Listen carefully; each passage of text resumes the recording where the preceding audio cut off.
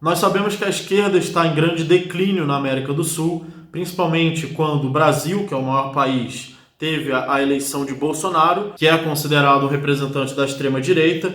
Então, a Dilma Rousseff recentemente deu um discurso em Buenos Aires, que foi um daqueles discursos onde ela fala um monte de frases sem sentido, começa uma frase e não consegue terminar, começa um raciocínio e não consegue terminar, não sabia se falava português, se falava espanhol, pediu para traduzir, aí de vez em quando entrava uma palavra em espanhol do nada no meio da frase. Então, para alguém que diz no Dia das Crianças que por trás de toda criança tem um cachorro e que devemos saudar a mandioca e uma série de outras pérolas, ou seja, uma pessoa que mal consegue falar português e que o grande sistema da democracia, que é o melhor sistema de todos os tempos, elegeu 2 vezes como presidente de um país de 200 milhões de pessoas. Então ela disse que faz parte de uma frente anti-neoliberal, que é contra o neoliberalismo, e a esquerda considera basicamente o neoliberalismo como a liberdade de mercado. Simplesmente o livre mercado para eles é o neoliberalismo, então ela é contra o livre mercado, para você ver como é praticamente um dinossauro, praticamente jurássica, que defende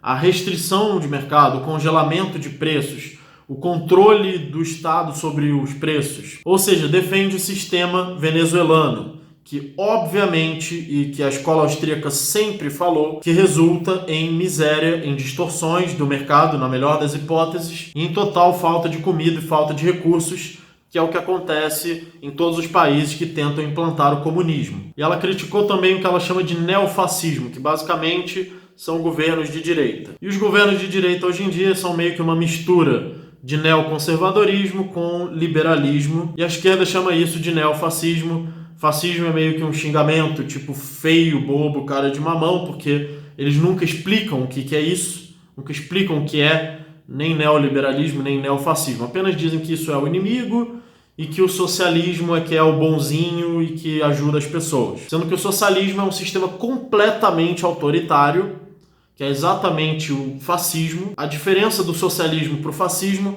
é só que um é contra o outro. Fora isso, são a mesma coisa. E ela criticou o uso do WhatsApp nas eleições, sendo que quem usou o WhatsApp foram os indivíduos. A pessoa que é dona do seu celular vai lá e entra no WhatsApp por livre e espontânea vontade, como se o WhatsApp fosse uma criação do Estado, ou seja, na cabeça megalomaníaca dos políticos de esquerda, tudo que acontece no mundo foi decidido por alguma autoridade, como se alguma autoridade tivesse que decidir que o indivíduo vai usar o WhatsApp.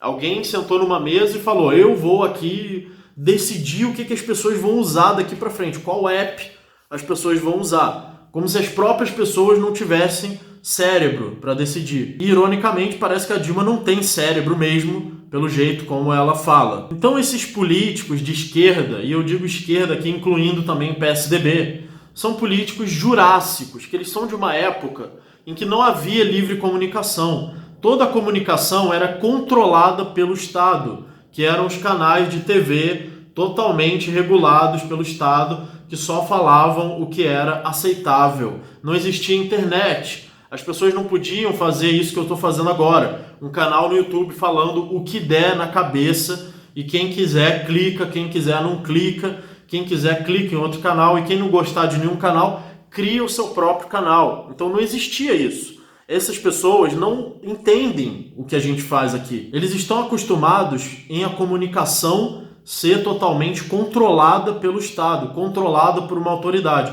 Simplesmente não entra na cabeça deles que as pessoas podem querer se comunicar do jeito que elas quiserem e que isso foge ao controle de autoridades. E, na verdade, foi isso que o Bolsonaro entendeu, e é por isso que o Bolsonaro foi eleito.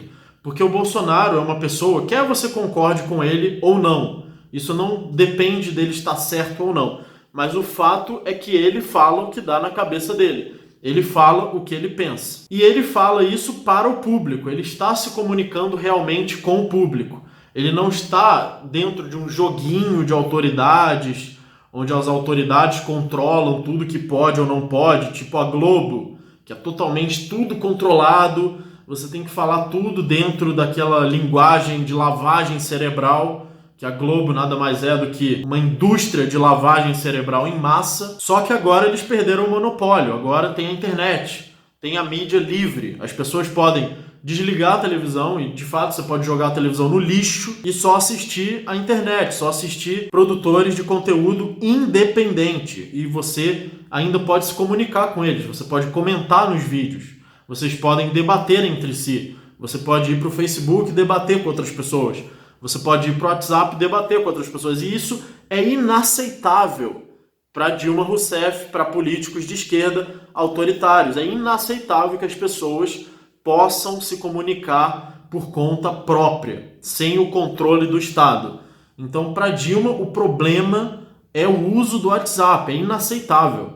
O Estado deveria obrigar as pessoas a usar o WhatsApp como o Estado determinar, que as pessoas não sejam livres para usar do jeito que quiserem. Então, realmente, esse discurso de esquerda parece mais um museu pré-histórico, parece mais um sarcófago de múmias jurássicas que são realmente de outra época, onde não se podia comunicar livremente pela internet. E simplesmente ficam lamentando, é inaceitável isso, realmente é uma pena que as pessoas possam se comunicar livremente. E ela fez um discurso totalmente confuso, que eu acredito que nem o tradutor deve ter entendido, nem deve ter conseguido traduzir direito o que ela falou.